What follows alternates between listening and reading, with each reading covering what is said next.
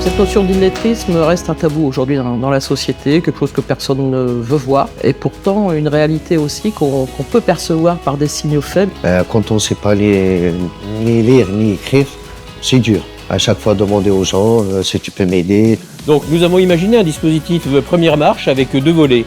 D'une part, sensibiliser les professionnels de l'accompagnement, du champ social, de l'insertion à la problématique de l'illettrisme, de manière à ce qu'ils puissent bien identifier quelle était cette problématique. Un deuxième volet qui consiste à avoir des personnes pendant une 40aine d'heures en formation pour résoudre un problème qui leur tient à cœur. La région Grand Est nous a offert un soutien vraiment exceptionnel pour monter un dispositif de 450 heures de formation à destination des personnes en situation d'illettrisme qui nous sont amenés par les prescripteurs de l'emploi. Et ce parcours-là, il se fait vraiment main dans la main avec les entreprises.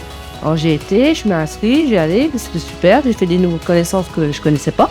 Alors pour dupliquer le dispositif sur d'autres territoires, nous vraiment des axes forts du fonctionnement de compétences et talents et même du plan global, c'est la coopération entre les acteurs. Alors, pour moi, lancer cette dynamique, c'était mettre tous les acteurs en mouvement.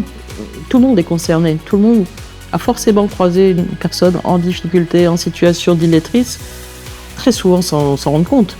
Il faut qu'on puisse couvrir un maximum d'acteurs dans la société. Comme je disais, c'est aider tout le monde pour poursuivre et demain dans une société qui se transforme. Et ça, c'est vraiment important.